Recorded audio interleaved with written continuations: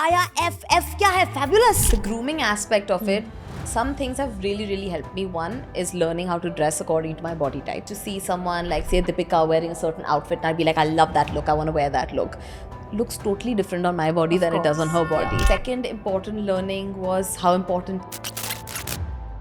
There's no bigger beauty hack than these two. Face yoga, face sculpting. I had a lot of issues with puffiness. I had solutions. I found. And find a good partner that doesn't stress you out, because stress is also. You've also been very vocal about the fact that, you know, you've not considered cosmetic surgery. Personally, I have thought of doing a few things here and there. You post so much about like infused water mixes. Okay, so the OG very effective water is. So you've also categorized your journey as a privileged struggle. Even if I was the one working the hardest, that didn't mean that my struggle was the hardest. You got the meeting obviously because of the relationship. Because manifestation, it is the most unnecessarily complicated thing. You want something, but you can't want it too badly, because then you have an energy of lack. You have to have an energy of that you already have it. Then I saw this thing that said something very simple. All you have to do. There's so many performances where I see when I'm like, I wish I could have done that. You know, which was the last one? And then we don't do negative talk. Okay. You've also been very positive, you know, when it comes to, say, people asking you about your parents' separation, for example. Yeah. My stepmother is one of my most favorite people. I think my life has only been better as a result of, you know, all the choices I guess my parents have made. Yeah. People that find exercise and all of that really boring, so did I. Yeah. Which is why 75 hours. So which day are you on? Right now? Yeah. Day 4. Day 4. I had PCOS and really made me put on weight. My skin went for a toss. You know, just so many things went completely out of whack. My relationship that I've built with myself is like, even now if I look in the mirror and I see myself not looking the best, yeah, I'll be like, oh no, what have we done? Little more we have got, but it's fine. Yeah. Let's go and let's fix this. You know, so it's the way you'd say this to someone that you care about. Is the most important relationship you will ever have in your entire life. It'll dictate and run every aspect of your life.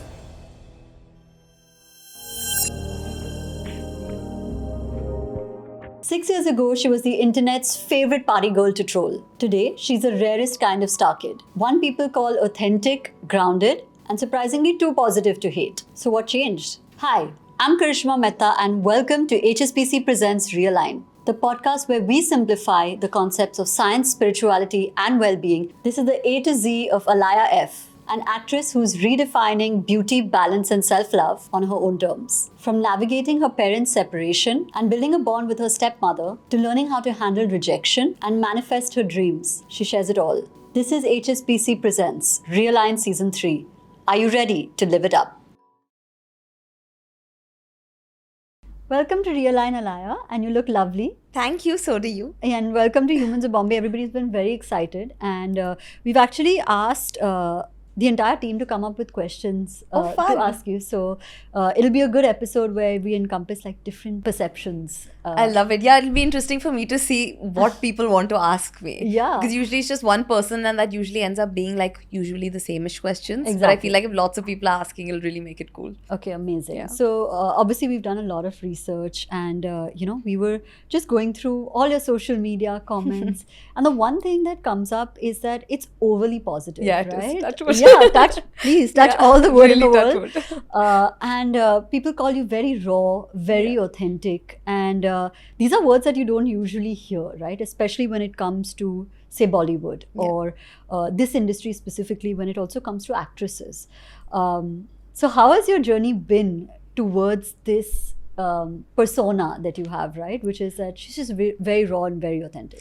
You know, it actually started in the pandemic, funnily enough, because before that I was really inactive on social media. I didn't really have a social media personality. I didn't even really honestly think about it because I was busy training and then shooting my first film. And my first film released Jan 2020.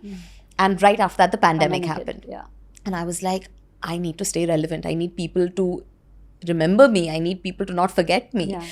And so my shift to social media was honestly a desperate attempt at still staying relevant. Okay. And I was like, what do I post? What do I put out there? And I had no social media personality. I had no idea what my vibe was. And I had a lot of, I went through my camera roll one day and I was like, let me see what I think could be interesting content that I already have on my camera roll. And I noticed that I had a lot of fails and bloopers and all of those other things. I had a lot of those. And I was like, this is funny content. And I was like, might as well just put it out there. And so I did. And people started really liking it.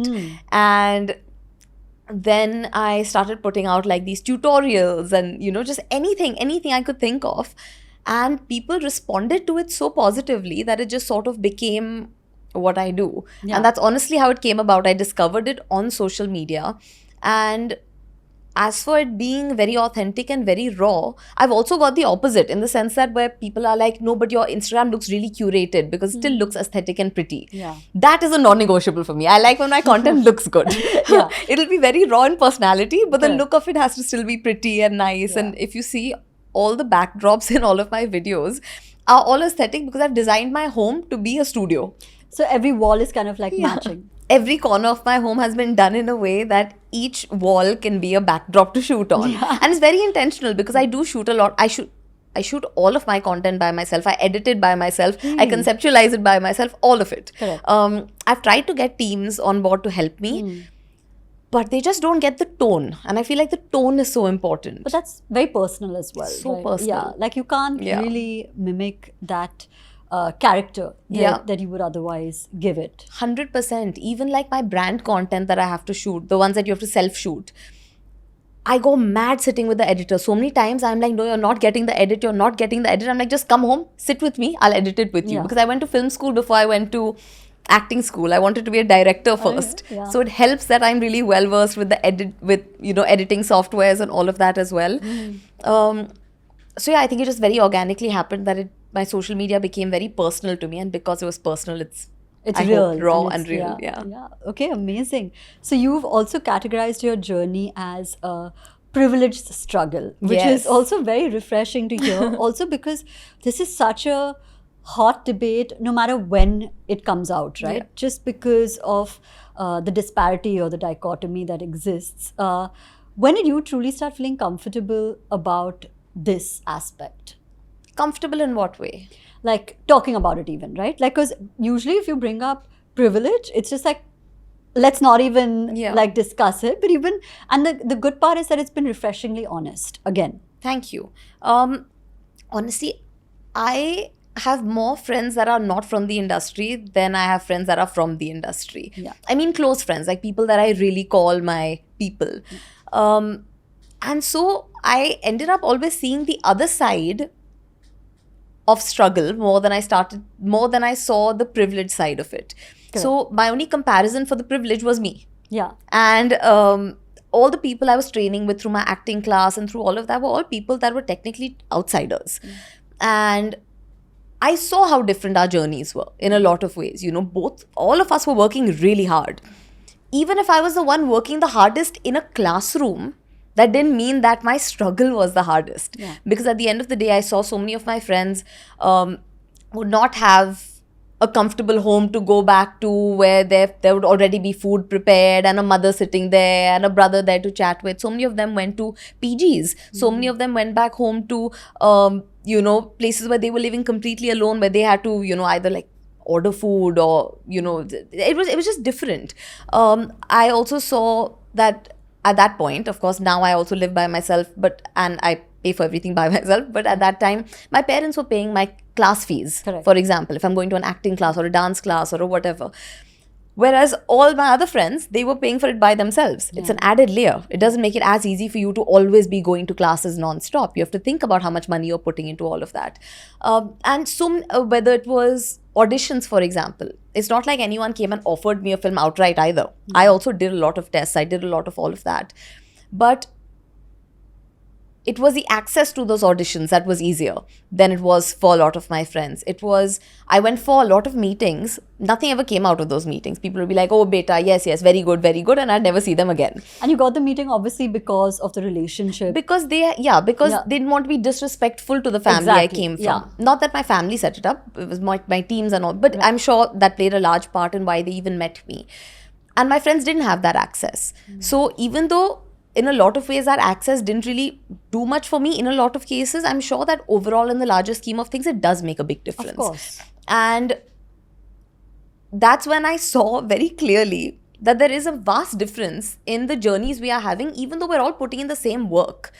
In a large way. And by same work, I mean we're going to the same classes, we're still grinding, we're all going for our auditions, we're all putting in our best. Correct. But the struggles were really different.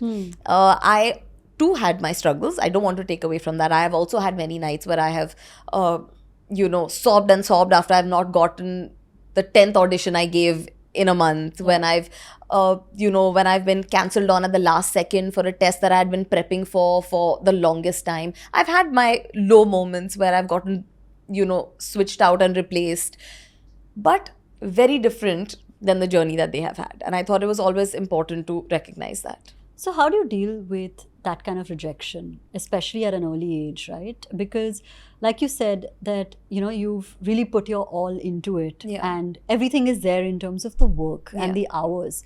And then to be unfortunately, say, replaced at the last minute is a very difficult pill to swallow, especially in that moment. Now, in retrospect, you can look back and think that, okay, it was for the best or whatever, which is what most of us tend to do. We look back and say, okay, this is why it happened. Correct.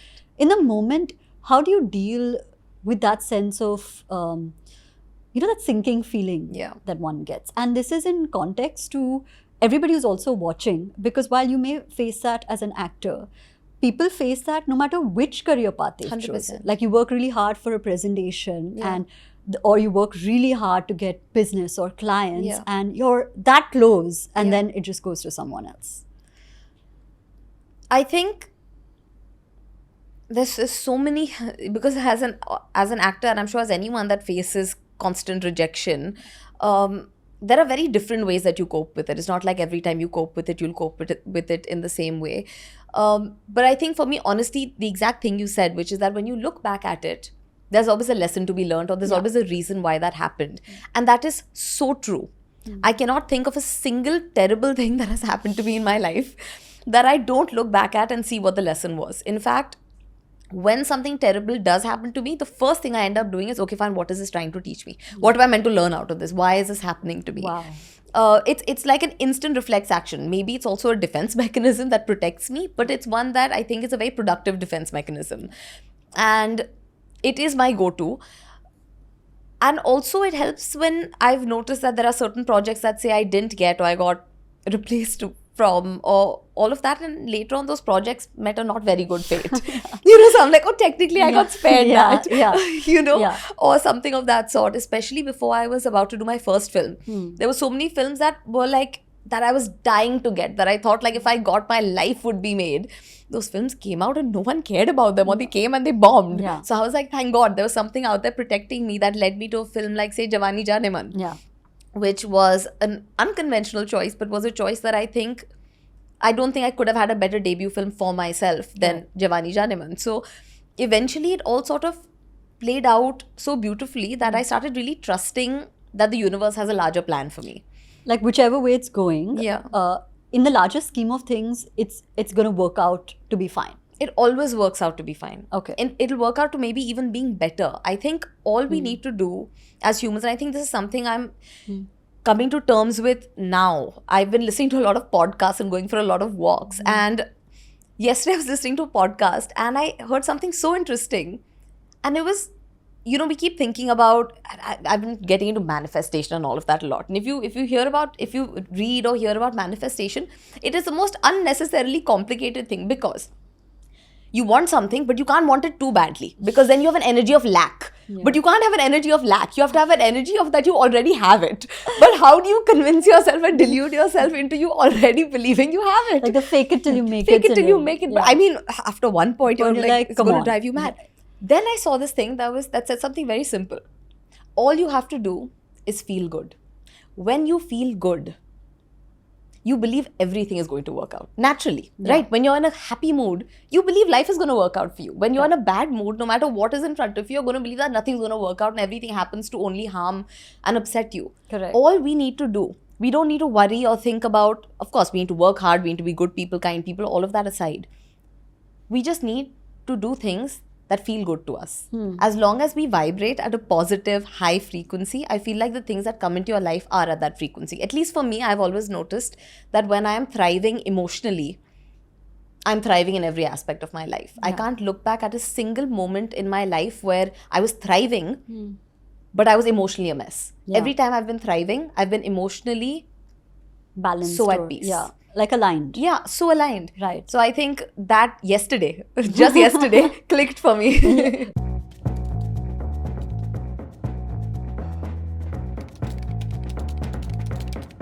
I can't believe I'm still in the queue. I've been refreshing for ages. They're almost sold out. We won't get any. Karishma, how are you so calm? We are in ticket chaos over here. Oh, I already have my ticket sorted.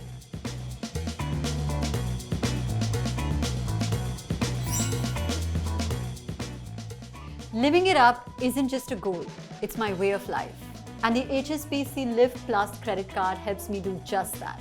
I mean, imagine getting early access to concerts, and every time I swipe, I earn unlimited cash back. But here's the thing. It's not just about the perks. It's about simplifying life, celebrating the small wins, and elevating every moment to its fullest potential. From a night out to everyday essentials, the Live Plus credit card makes every moment an experience.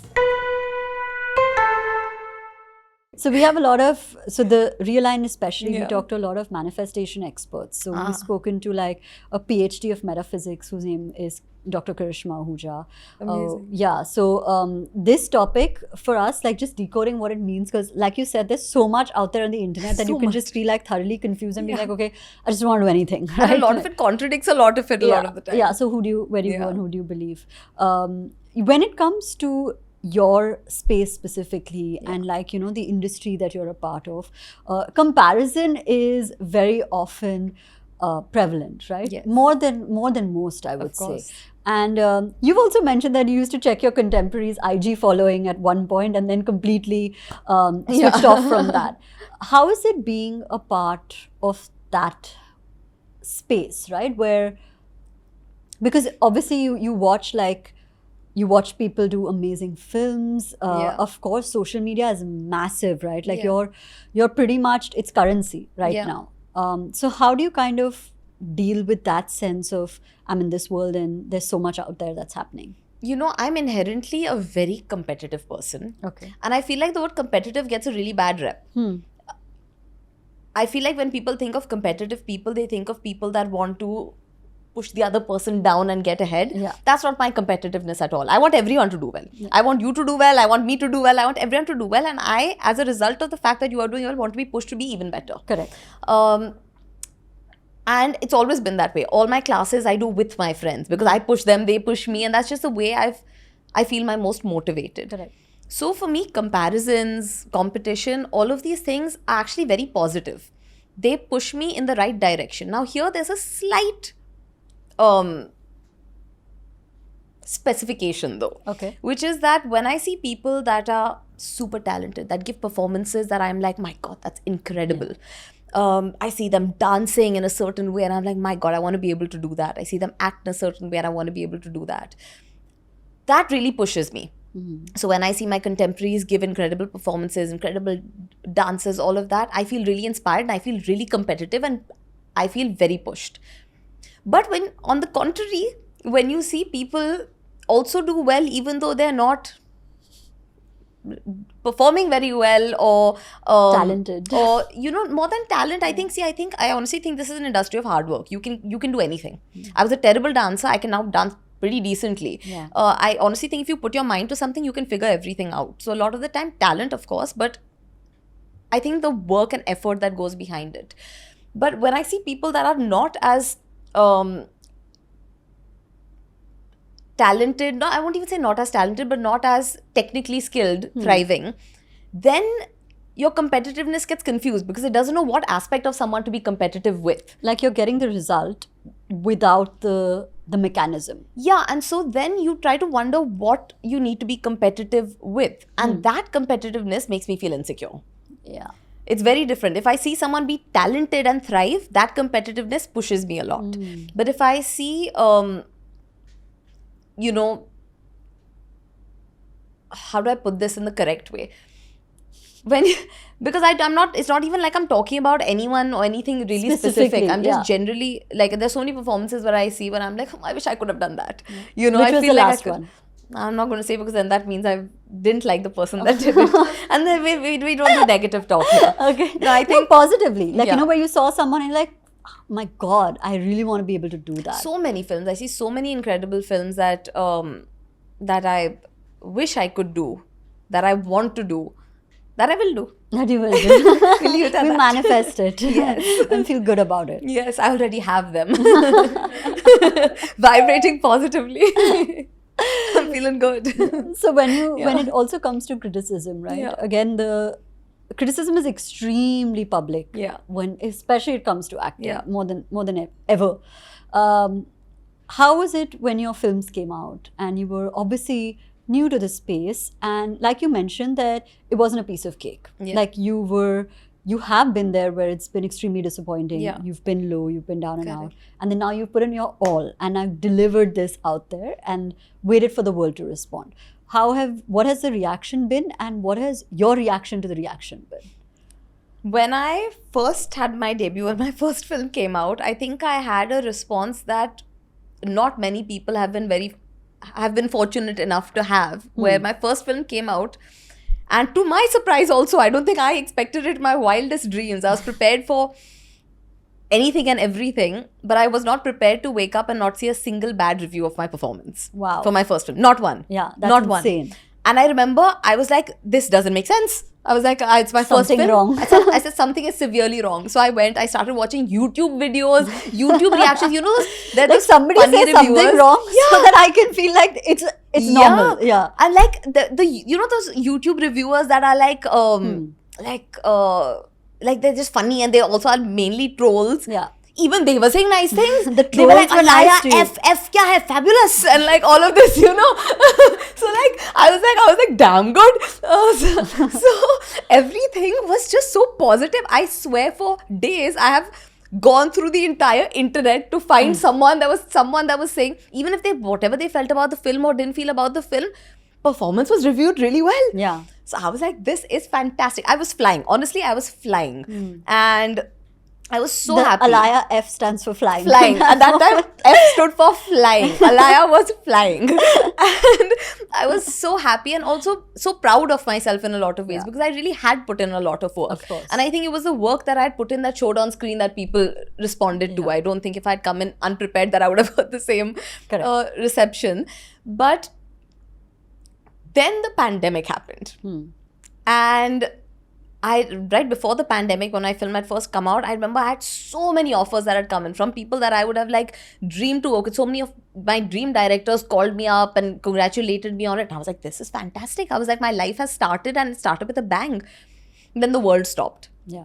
And then there was a 3-year gap between my first and second film Yeah. because the world stopped. What do you do? What do you It's do? completely out of your control. And what sucks then is that the high that you're flying on, Just crashed. it slowly simmers down. Of course, I sustained it with things like social media and all of that, but there's nothing like that hype of you having I couldn't shoot anything. I had signed things, but then the thing is, for 2 years, people weren't sure what was happening with their existing films. So all new films were There was just uncertainty. completely put aside. Yeah. So that's sort of what happened. And it was post the pandemic that I really had to learn how to navigate this industry. Firstly, because it was a post-pandemic world, which was entirely different. No one knew how to navigate the industry, not even people that had been around forever. And I was this newbie that had done one film 2 years ago.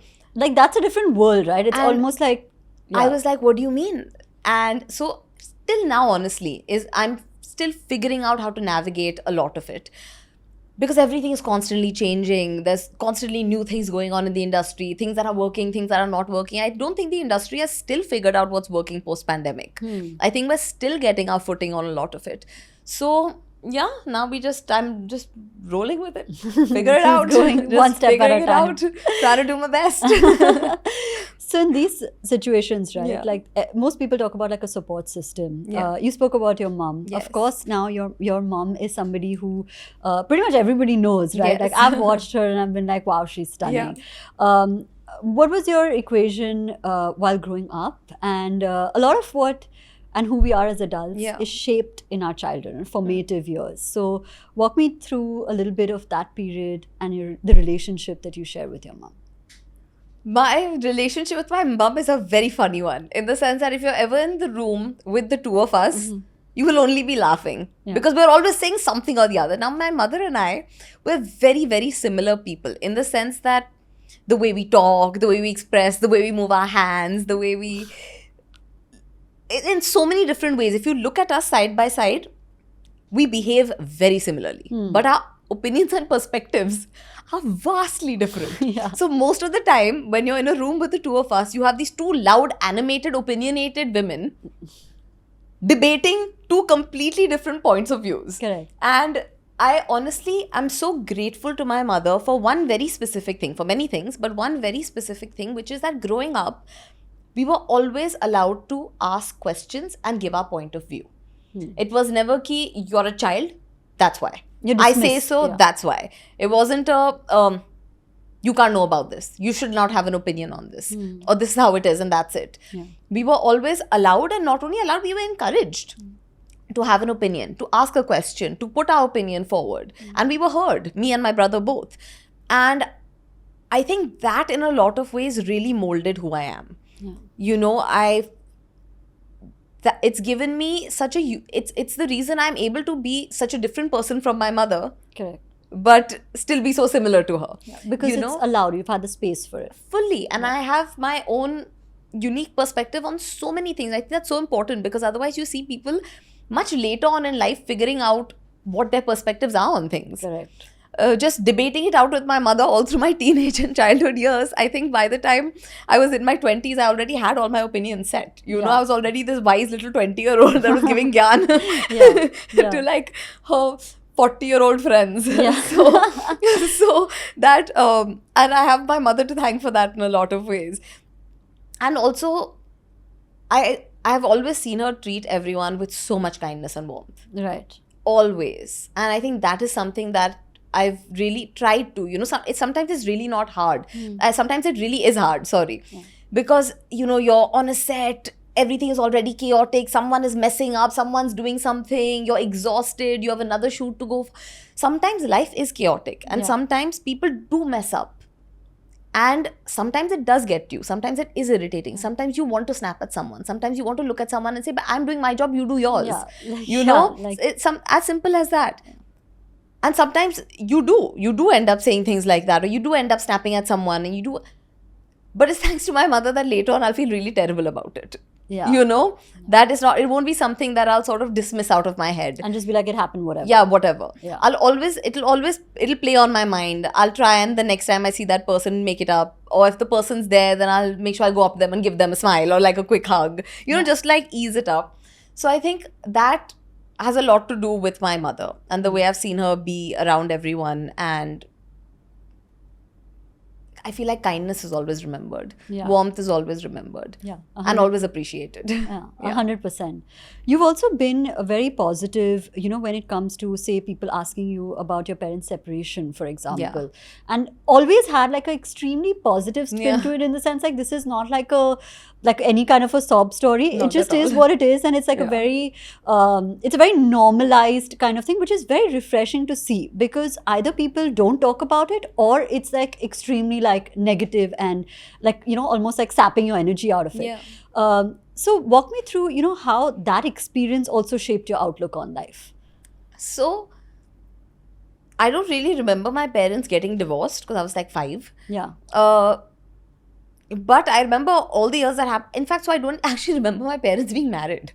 Obviously, Funnily because enough, it's before 5, yeah. So I don't remember what they were like as a couple. And now that I see both of them, I can't imagine them being a couple. Yeah. They're just such vastly different people. I cannot even imagine them together. Like, thinking of them as a married couple is the most absurd thought. Yeah. All I've seen the years going forward was how they treated each other, or how they spoke to me and my brother about each other. Everything was just so warm and friendly and wonderful. I think just 2 days ago, I just saw it on Instagram somewhere. My parents were at a friend's dinner and they were all there together, and my mother and father are posing like this, and they're like all chilling. Everyone is so friendly. There's so much love. My stepmother is one of my most favorite people. Yeah. I have another brother, thanks to my stepmother and my father, who I couldn't imagine my life without my brother. And I think my life has only been better as a result of, all the choices I guess my parents have made. Yeah. My life has only gotten full of more love and more people. And honestly, I have nothing bad to say about the fact that my parents have been separated or divorced. Because I couldn't imagine it any other way. Yeah, and like so many people actually don't see it that way, right? Like Yeah. because fundamentally, if two people are disconnected, even if they're your Yeah. parents, they're not meant to be But I together. think it's about how the parents handle it. If my parents were at each other's throats and constantly telling me and my brother horrible things about each other, and if my mother was like, no, I'm not comfortable with you going seeing your father, or your father was... Doesn't happen. So it honestly is completely on the parents. In a large way. Even when my stepmother came into the picture, I remember my mother and my stepmother are also really, really good friends. That's just And amazing. Yeah, they've known each other for a long... My stepmother attended my parents' wedding. And my Wow. mother attended my stepmother and my dad's wedding. So, it's all... Everybody's just known super each other happy. for a while. Yeah. And it's like that whole almost like one big happy family in like different It really contexts. Is. It really is.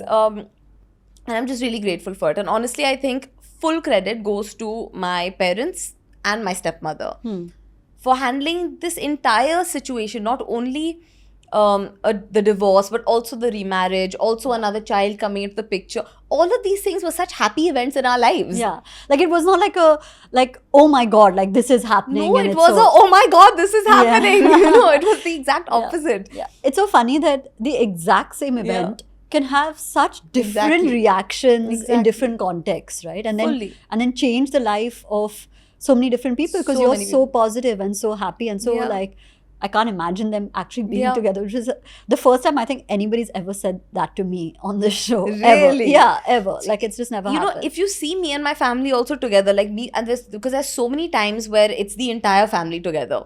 So that's my mom, my dad, my mom's side of the family, my dad's side of the family. So all the in-laws are also together. My stepmom, some people from her family as well. All of us together under one roof, having some nice drinks and eating good food and having just such a great time.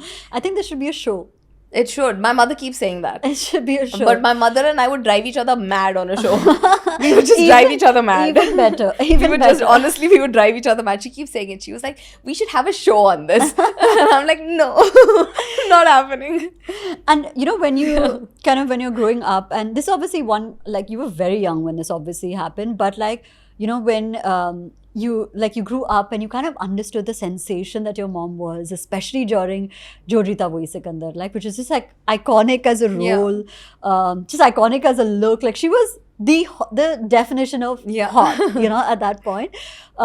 Did that make you look at her and say, I want to be an actress, I want to be like my mom?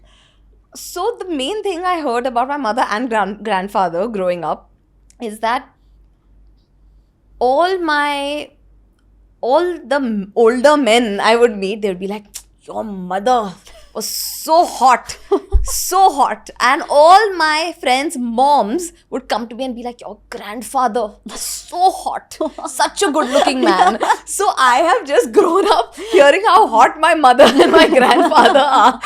Okay. So Not a bad space to be. it's Like, great. yeah. It's great. But that is all I have grown up hearing, primarily.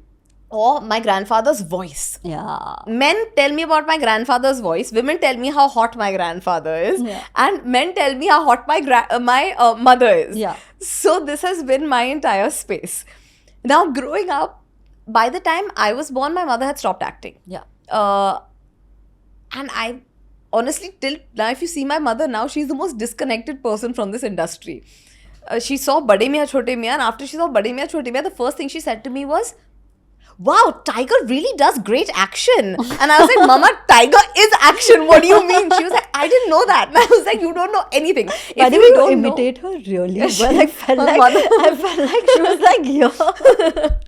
No, but she's such a character because she like, and she was like, and Akshay's comic timing. And I was like, Mama, you are literally saying what these people are known for. Yeah. I was like, Akshay sir is known for his comic timing and Yeah. Tiger's known for his action. Yeah.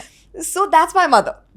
Totally disconnected from what's going on in the industry, totally out of it. And so I actually grew up very disconnected from the industry. Yeah. My father's not from the industry. My grandfather is still in the industry, but it's not like we didn't really talk about the industry until I joined the industry. Yeah. So I actually grew up pretty detached from the industry, and I honestly had no aspirations to want to be a part of this industry. In fact, I found it a little like I didn't want to do it. Yeah. Now I'm here. Yeah. How life turns Doing around. it, yeah. How tables turn. Yeah, it's like literally Yeah. you expect one thing from life and the other thing happens. Yeah. Like you have to just wing it and go with it at this Completely. point. So when we speak about family, to bond with them, I especially order food. It's this very cozy way to connect. Yeah. And with my HSBC Live Plus credit card, it feels even more rewarding thanks to the 10% cashback on food delivery. So what's your favorite way to Yeah. unwind? And how do you bond with your family over food or shared moments? Honestly, over good food, good drinks, and we just have a lot of great conversation. So food is definitely a bonding factor. 100%. Okay. I think that's the main way that, yeah, because see, we all like talking a lot, you know. So if It'll you be didn't- quite fun. yeah, if you didn't figure that out already, we love talking. Yeah. So that's what we do. We meet Yeah. and chat and talk, and we do that more often than you'd think. We just like chat. And that's a primary way actually that we do bond, going out to nice restaurants or even just at home having a nice meal. How else do we bond? Traveling. Yeah, honestly, just that. Meeting at festivals also, you know, we have I've grown up in a very multicultural family, so we celebrate like every festival. Yeah. So that's always a great way to bond. And otherwise, with my dad, we have this set brunch that we do on Sundays. Oh, wow. So every Sunday, everyone knows It's brunch. that I'm at my dad's. Okay. I'm always at my dad's. Yeah. Every Sunday. And that's when everyone comes over. Sometimes it's just me, my dad, my brother, my stepmother, and my other brother. Sometimes my stepmother's mother will also be there. Sometimes my dad's parents will be there. Sometimes my dad's sister will be there. Sometimes some friends will be there. Sometimes my mom will also pop in. Sometimes my friends will be there. So it's that set Sunday brunch where everyone sort of comes together. Yeah. And that's really special to me. And yeah, so these are the ways we sort of connect. Sounds really nice. Yeah. Let's talk about fitness. You have these Yes. amazing videos on Instagram, like Yeah. you said, and it's like again, like it's just very fun. Okay. Yeah. And like whether you're on a yoga ball or Yeah. I don't know the kind of workouts you're doing. Even I don't know what I'm doing It at just this point. seems fun. Yeah. And that's so interesting because most people kind of resent that, Yeah. right? Like it's like, "Ah, I have to work out. Like Correct. it's a chore. And like you're like, I have a 9 to 5 and I have to work out or whatever. Like I have Correct. 10,000 different things, but you make it fun. So how have you reached, and for people watching, if Yeah. they can be inspired to reach a feel-good place with fitness, what would you kind of tell them? So to the people that find exercise and all of that really boring, so did I. Yeah. Which is why you'll always see me changing what I'm doing. Yeah. You'll never see me like do anything for longer than a couple of months. And then I'll move on to something else and I might come back to the same thing again. But I keep switching it up. I think that's the most important thing. There are so many ways, especially in today's time, to stay fit. There are so many different things you can do. Whether it's you like to dance, go for a Zumba class. You Yeah. like to cycle, but you don't want to be on the roads, go to one of those, what Yeah. are those classes where you go to the music? Spinning classes. You like going to the gym, go to the gym. But you like doing yoga, there are so many different types of yoga you can do. You know, there's just so much. Forget that. You don't want to even commit to a class, go onto YouTube. Yeah. There's 1,000,000,000 videos. Exactly. Yeah, Try that you out a can- little bit of everything. See Yeah. what you like. Yeah. You know, there's so much access to so many ways that you can exercise. And it's also convenient now. You can work out from your home with ease. 100%. And get a proper solid workout in, no matter what equipment you have or don't have. So it's all about honestly figuring out what you enjoy. And I used to really not like going to the gym. It was something I just didn't like. Even I There don't was like something it. about it. I just don't like it. And so I found yoga. Yeah. I really enjoyed yoga. Why? Because I was naturally good at it. Yeah. Okay, sometimes when you're naturally good at certain things, you're You like, oh just my like god, it, I love enjoy it. this. Yeah. Yeah. Then I did yoga for a bit, then I got bored of yoga. So I stopped doing yoga for a while. Then I moved on to Pilates. Then I really enjoyed Pilates, then I got really bored of that. Then I moved back to yoga for a bit. Then I Yeah. tried a different form of yoga. Then I started doing all that Vanatrangi class where I do ball balancing and on my upside down. I don't even know what to call that Yeah. class because That's what I'm saying. I have no idea what that workout is, but it Neither looks do I. fun and it looks Neither like do I. yeah. So went back to that. Then in the middle, I went back to the gym also. Hmm. Recently, I tried doing gym workouts again, but I was just not feeling it. So I said, Yeah. why do I need to do it? Yeah. And so it's just about that. It's about find what you enjoy and then milk do it. Yeah. And then when you're bored of it, that's okay. You don't have to keep Move at on to it. the next one. Try something else. Yeah. Make it fun. Grab a friend.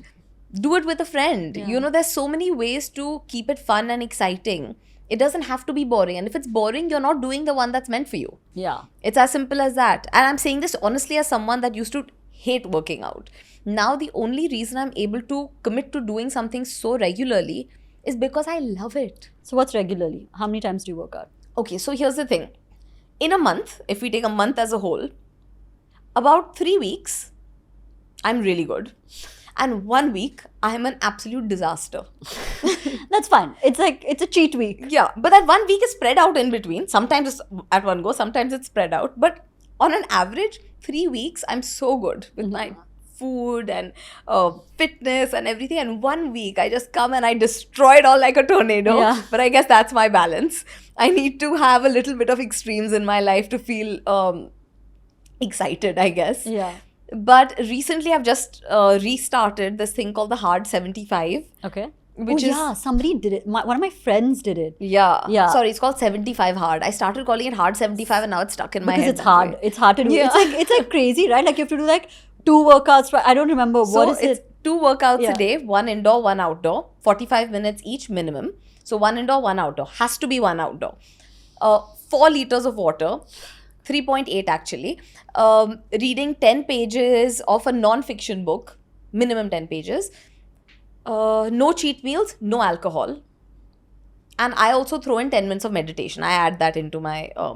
To make it harder. to make it even harder, Yeah. as though it wasn't hard enough already. You're competing with yourself. Being like, yeah, let's Be let's like, agree. अच्छा तुमने 75 hard किया है, मैंने भी किया है meditation Yeah, के साथ. exactly. But so, and the thing with this is, even if you miss one thing on one day, you reset to day one. So if I read 9 pages instead of 10 pages, and I fall asleep while I'm on the 9th page, when I wake up in the morning, I've reset back to day one. The whole thing. The whole thing. Oh my god. My mother did this 75 hard. Where I was trying to do it at the start of the year also. So my mother was doing it with me at that time. She reached day 67. And on day 67, 1 week from the finish line, she just forgot to read before she went to sleep. Oh my god. And she woke up in the morning and she was sobbing. She called us. She was like, kiddos, I failed. And we were like, what happened? She was like, I forgot to read last night. And we were like, it's fine. Just don't tell anyone. Don't tell us. Just finish your reading, read double today and just carry on. It's like, no, it's a matter of principle. I can't. I failed. And I get it, because even if I had missed something, I would not be able to just be like, Yeah. So which day are you on?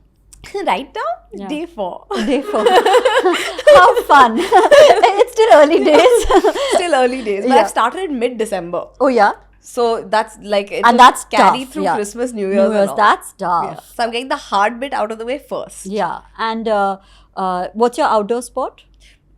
Depends. I keep changing it up. So some days, if I've had a hectic first workout, then I end up just going for a walk. Oh, okay, that counts. Sometimes I'll go play tennis. Sometimes I'll go play paddle. Sometimes I'll go swim. Sometimes I'll honestly, it depends on what's available to me. Sometimes if I'm, say, not in Bombay, say I was like in Goa right now, I do my yoga outdoors, which I really love doing. I love doing yoga outdoors, but you just don't have the Have space to do that in Bombay. yeah.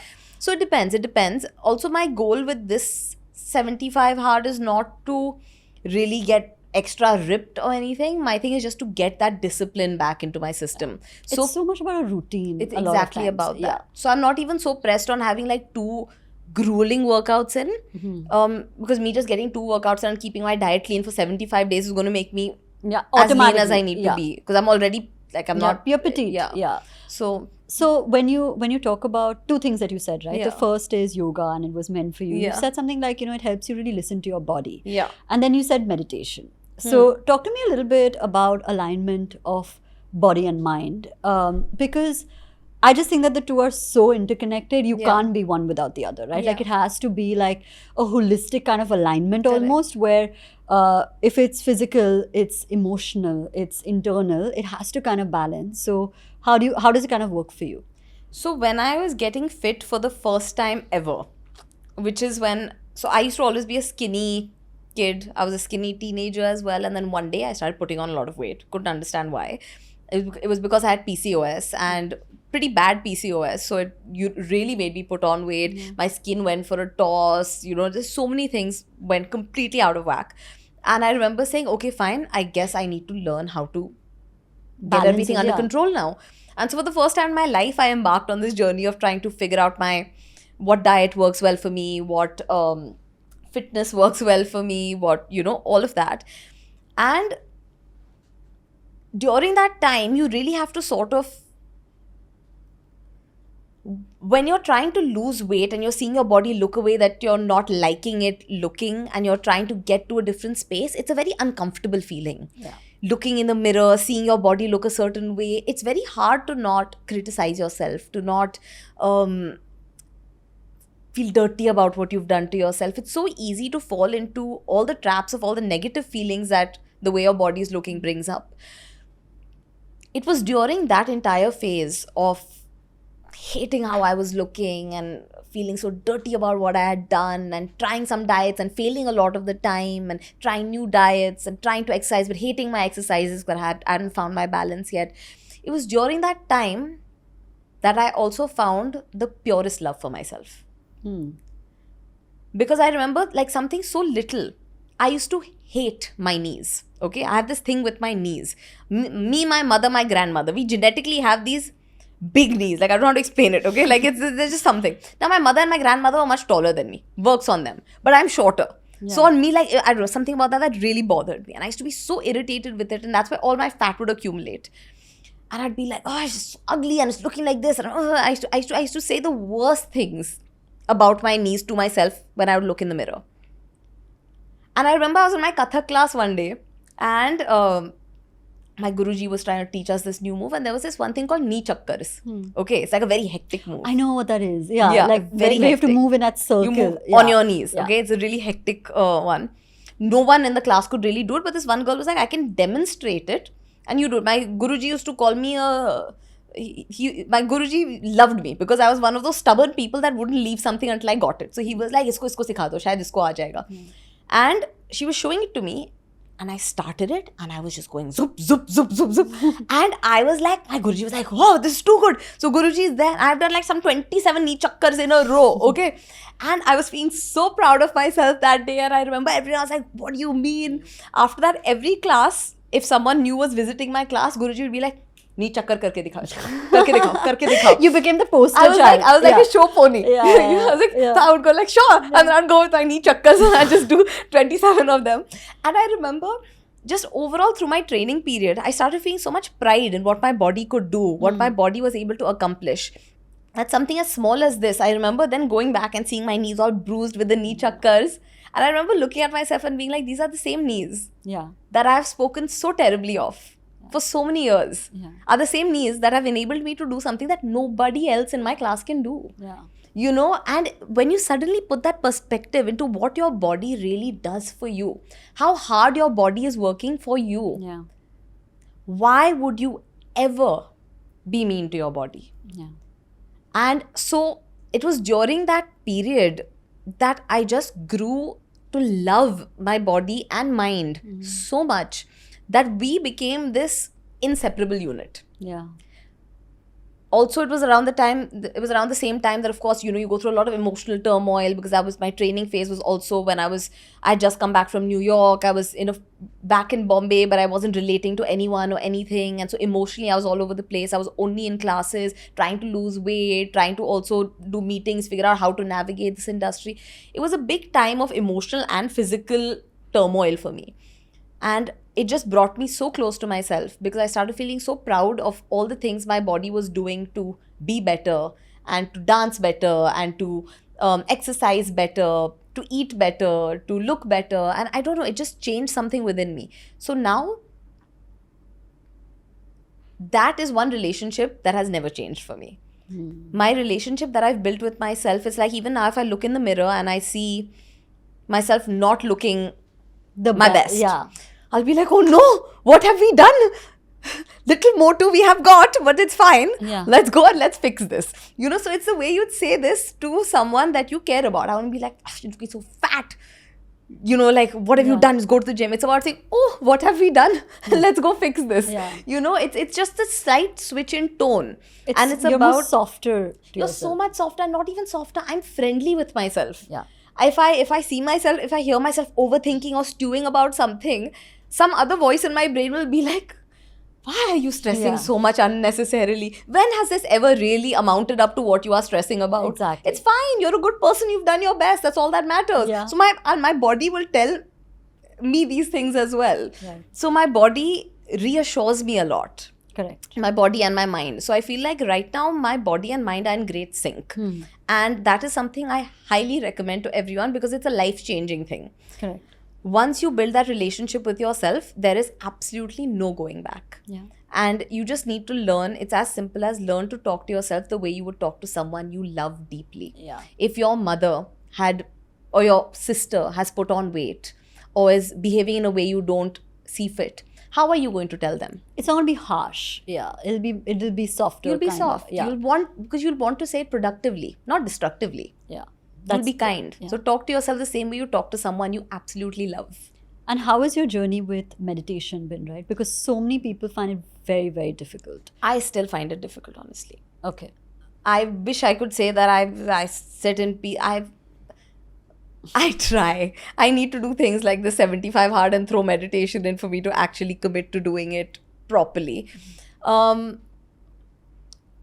Honestly, I find it hard to meditate, but I think it's something that I need to be doing. Right. I have seen that every time I do meditate, I have seen enormous results, and I've seen my mind feel a lot more peaceful, a lot more calm. I feel myself feeling a lot more centered. So it's something I'm in the process of figuring out. Okay.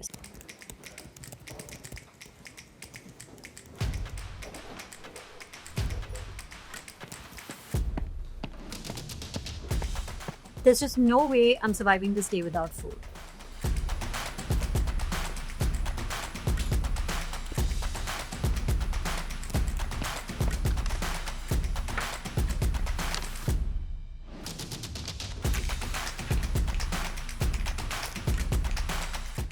A busy day calls for good food. And my HSBC Live Plus credit card makes it even better because I get 10% cash back on every food order. So, what is it that you do for alignment when it comes to, say, dealing with the lows, like we said? Like you said you instantly snap into this thing that, okay, you know, what am I to learn? Yeah. Like, what's the silver lining in this? But is there any practices that you do that actually just help you snap back into like a feel good energy? Honestly, can I tell you, it's one thing that always helps me. It sounds so silly. A shower. A nice hot That's shower. not silly at all. I think that's like literally, you know, when I'm overthinking or something, I'm just like, let me just go shower and like start afresh. Really, it Yeah. really feels Yeah. like that. It feels like you have a new lease on everything. Yeah. And when I'm in the shower, I think a lot. Like I remember there was this one time where, like, okay, I remember this again, because I chat with myself so much in my head, my mind thought of this one crazy thing. Okay, I was thinking about failure while I was in the shower, okay? And I was thinking about yoga. And my mind said this crazy thing to me that I thought made a lot of sense, okay? So I'm going to say it to everyone. Yeah. So it's that when we think about something like failure also, now say I'm learning a yoga pose, okay? Or there's this one pose that I really want to get and I try it one class and then I'm a little far away from it, not getting it that class. So I do other exercises that lead up to that exercise. I try it another time. Then I do more exercises that teach me more about that pose. Then I do it another time. I keep doing it. One day I'll get it. Yeah. Now, all the times that I didn't get it, and I had to stop and learn a little more and go back and then try again and stop and learn and try, those are not times I was failing. Those are times that I was learning. Correct. You switch the narrative in your own head. Because otherwise, every time something doesn't work out for you, it feels like a failure. It's not. It's not. It is your process of learning to get to your success. Exactly. And that's when I had this. So, little things like this Yeah. come to me in my head while I'm taking a shower. And so, thinking aloud in my head, taking things like a shower, or sometimes even something as silly as, I guess it's sort of like meditation, but like I'll go under my blanket and lie flat and just breathe. Yeah. You know? Yeah. All of these things somewhere actually do help center me. Hmm. If I have an outdoor space, going outside and sitting in nature also really helps me. Just sitting and sort of centering myself really helps me. I think what has been difficult for me in meditation is that I don't really know what to do in meditation a lot of the time. But I think the point is that you're supposed to do nothing. You're just supposed to be. Like, you're an observer almost. Correct. Yeah. But like, I can do guided meditations, but I have one grievance with guided meditations. What is this grievance? Everyone talks in this, and now breathe slowly. And I find it so irritating. Okay. Yeah, because it's like extremely like low-key. Yeah. I'm like, talk normally. Once it was nighttime, okay? And I was trying to listen to this guided meditation and I got scared because it was sounding creepy, this lady's voice. So my issue with guided meditations is that they talk in such a pretentious way, or at least it feels pretentious to me. So that really gets to me. So I'm finding my footing with meditation. But what I do to center myself that really works is a shower, or rationalizing it out in my head, or going out in nature. Okay. Those are good tips. Yeah. They're very good tips. Yeah. Okay. Let's talk about beauty. It's so entwined with your industry and your field, your line of work. And again, your very popular reels, you're doing a lot with, like, say, face yoga, you do a lot of icing. What's worked for you? How do you keep it simple? What's worked for me, so many things I figured out my grooming after I joined the industry. Most people figure it out before and they come in groomed. I came in like this sweet, innocent baby with her baby hair coming out, clueless about her styling, not knowing what works on my body, what doesn't. I was so sweetly innocent when I came into the industry. There was a beauty in that also. But when we talk about the grooming aspect of it, some things have really, really helped me. One is learning how to dress according to my body type. I think that has been the most important thing, because I used to see someone like, say, Deepika wearing a certain outfit and I'd be like, I love that look, I want to wear that look. Looks totally different on my body than it does on her body. And that was a very important learning. Second important learning was how important sleep and hydration is. There is no substitute for good sleep and good hydration. There's no bigger beauty hack than these two. If you do these two, you will need very few other beauty hacks. Another huge one is face razoring.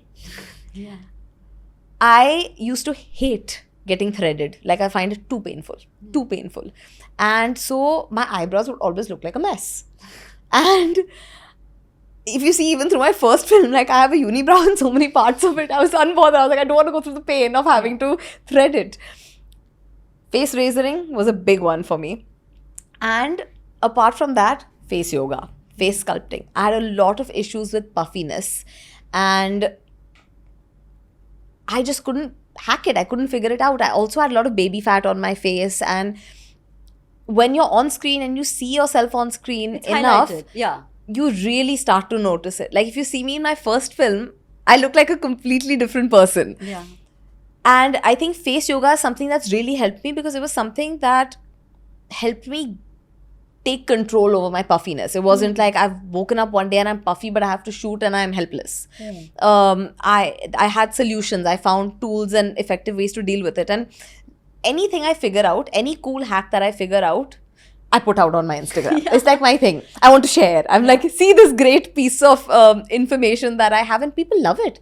That random face sculpting thing got like some 10 million views out of nowhere.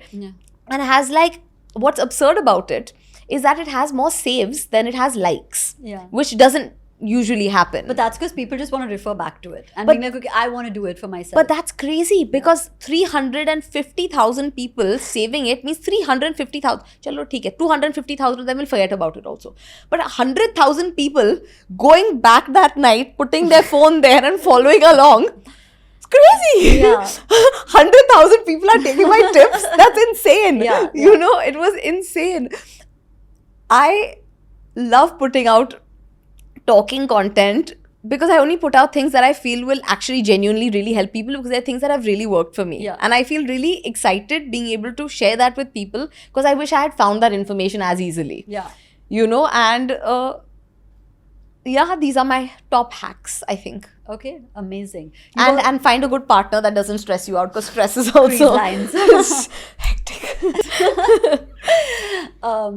You've also been very vocal about the fact that, you know, you've not considered cosmetic surgery for your Yeah. nose, things like that, which, by the way, is like totally brushed under the carpet or Yeah. like flat out denial. I as somebody in the Yeah. industry, there's no way I'm discussing this, right? What is your take on like cosmetic surgery, how it makes you feel about your body and that relationship? So I feel like everyone should do whatever they feel is right for their body.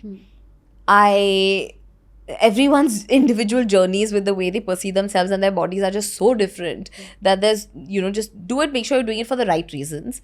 And for me personally, I have thought of doing a few things here and there. I remember there was this, I remember at one point I wanted to get this one little part of my nose fixed. To be very honest, I've not actually gotten anything done.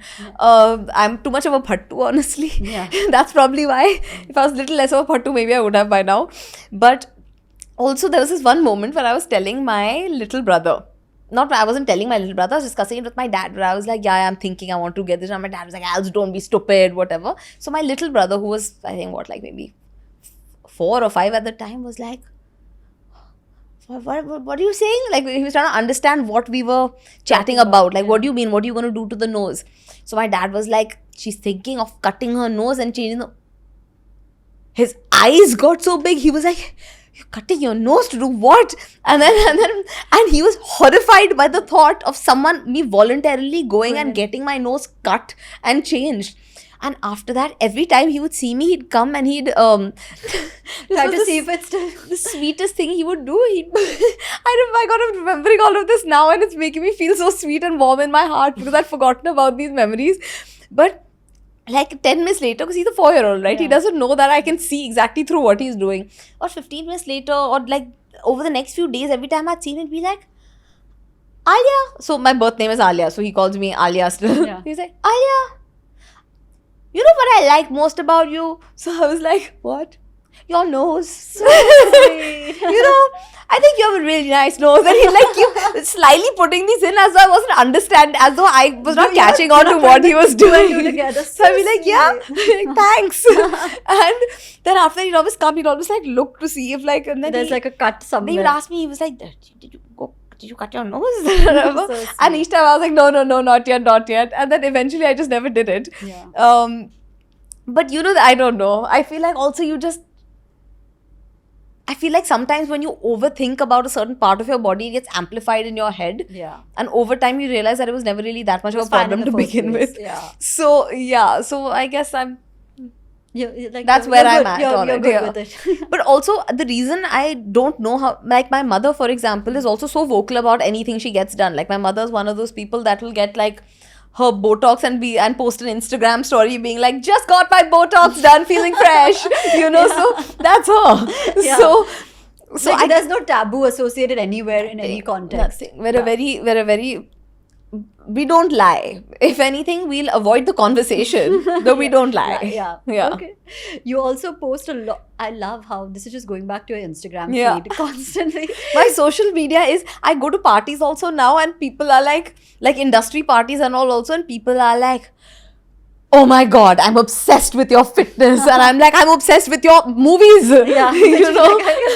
Yeah. So, yeah, it's So you I'm used post to it. so much about like infused water mixes. And Yes. like it's all over again. So what's your favorite? And you have to give everybody watching a recipe. Okay, so the OG very effective water is water with cucumber, lemon, mint. Okay. It's the OG. Make it nice and cold. It tastes really good. You can have it sada also if you want, if that's your thing. But I like one not so good habit, I guess, is like I love cold water. Yeah. But cucumber, lemon, mint. The second one that I really like is ginger, lemon, apple cider vinegar, chia seeds, and a little bit of honey. Okay. That's also a nice one. And then, this is not infused water, but it's one that I have at night. It's a hectic one. It's hot water with ajwain, jeera, sauf, sabza, pudina, and maybe one more thing that I'm forgetting. Well, I was not expecting that. Yeah, and you like just boil it, and it's like the best digestive Like cleanser. drink you can have. So it's a great one. And then those are my standard. Okay. Those are like a part of my daily life. Like if you see where's my sipper that has my pudina water in it. Like it's my thing that I love. Okay, so we're going to talk about like holistic wellness now. It's just because, people often look at it as segregated parts, right? Yeah. Like, I'll work out, but I don't need to do much about, like, say, where I am emotionally. Like you said, like if you're feeling good, every experience in your life, holistically in your life, kind of balances out. 100%. So what are some of because this word again, right, when you talk about self-care, Yeah. it's overused and overhyped and not enough explanation has gone into it. So what are some of your self-care rituals, if you may, when it comes to being mentally, emotionally, and maybe spiritually more aligned? Keep checking in with yourself. Okay. Your body knows what it needs and what it wants, where it's lacking and where it's thriving. You just need to be able to have that sort of equation with yourself where you can look inwards and see where the discomfort is coming from. Correct. A lot of the time, self-care isn't eating a healthy meal. A lot of the time, self-care is eating a whole pizza because it makes your mind feel good in the moment because you want it and you deserve it because you've been good throughout the week. So why the hell not? So self-care manifests in different forms depending on what it is that you really do require in the moment. Self-care can mean going and getting a massage, and self-care can also mean having a much needed conversation that you've been putting off with someone. So there are so many different manifestations of how you can take care of yourself, and it's so individualistic and specific that the only real common thing that I can give as a piece of advice or something that I really do use is actually look inwards. Your body will know what it needs. It'll know what it needs to do. Like ask your body. And whatever makes you feel uncomfortable, that's what you need to deal with first. Okay. Because I feel like there's so many little things that we set aside that just become these little uncomfortable balls that just like stick around in your stomach, and they're just there. Yeah. Always there. And that little discomfort is there because you haven't addressed those things. You haven't dealt with those things. And you don't have to deal with them all at once. But I think dealing with those little things bit by bit clears up a lot of space in your body and mind. And it allows you to really enjoy other aspects of your self-care as well. I feel like if I go and get a great massage and a steam and I have one of those days, it's self-care. I'm giving myself love. I'm giving myself all of that. I'll go and meditate also afterwards. I'll do all of these wonderful things. It's basically need-based. It's what your body or your mind is asking you in that moment, in that space. Correct. But if I've done all of this, but when I go back to my phone, there are 8 things that I need to send approvals on. My accountant is telling me I need to pay off this GST and this TDS, this has to be sent. And my mother is saying, when are we going to do this? This family member needs... I'm going to be just as stressed out after doing all of this as I was before it. Correct. Deal with all of that. Deal with the little things that are stressing you out, whatever you can. The things that you kind of put off. Things you very put often. off. Yeah. Those are the things that lead to this overwhelming discomfort that slowly seeps in. Yeah. And the more discomfort happens, the less you want to look at it and deal with it. That's the funny part. It's not like the more urgent it becomes, the more you want to do it. The less you want to do it. Yeah. So get rid of all of that. That is honestly the first step to self-care is finish all the things you've been avoiding. Have all the conversations you've been avoiding. everything that you can do that you've not done, do it. Correct. Finish it. Yeah. Then only can you really enjoy the rest of your self-care. And then the rest of your self-care, look inwards and ask your body what it needs. Your body will tell you what it needs. Yeah, that makes a lot of sense. Yeah. Okay, so we've discussed all of these very many Yeah. facets, right? And, Laya, we've been talking about food, fitness, and balance. Like you spoke about infused waters and mindful eating. But let's be honest, eating clean and shopping for groceries can really add up.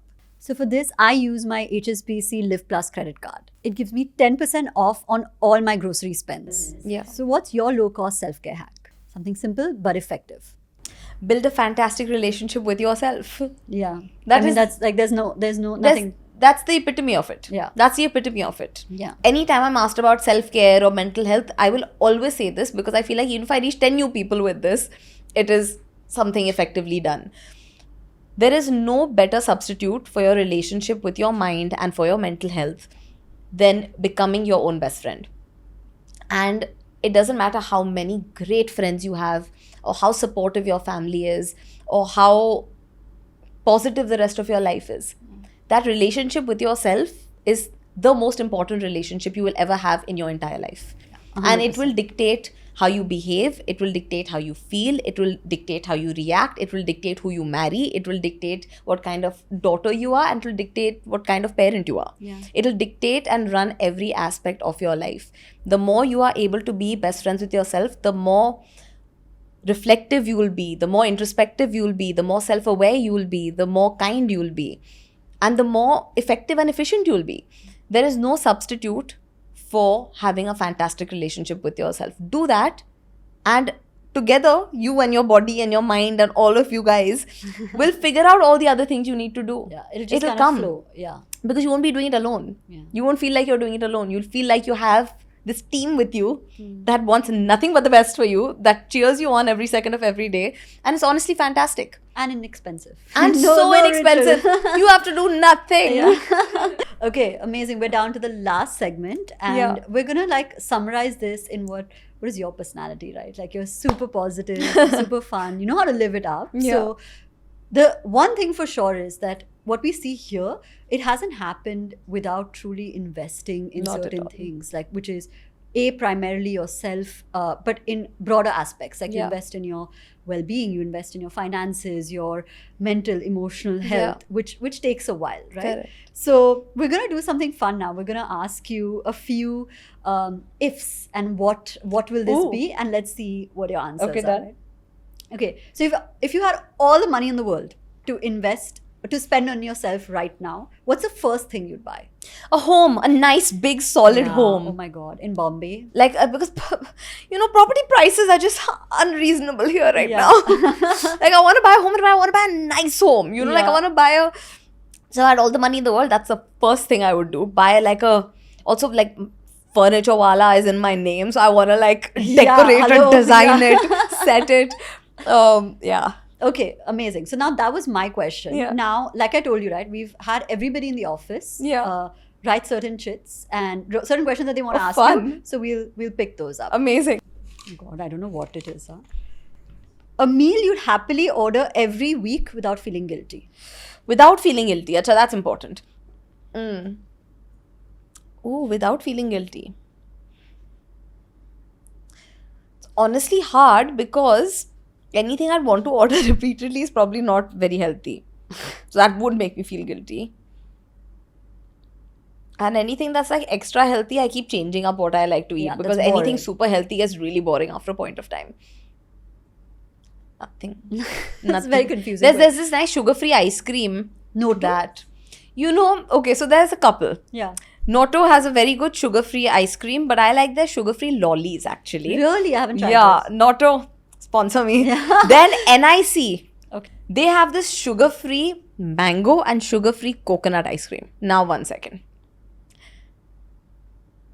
I think I have got at least 100 people onto this, because I remember after I started telling everyone about it, I couldn't find it in stock anywhere. So I stopped telling people about it. So now I have stock again. Yeah.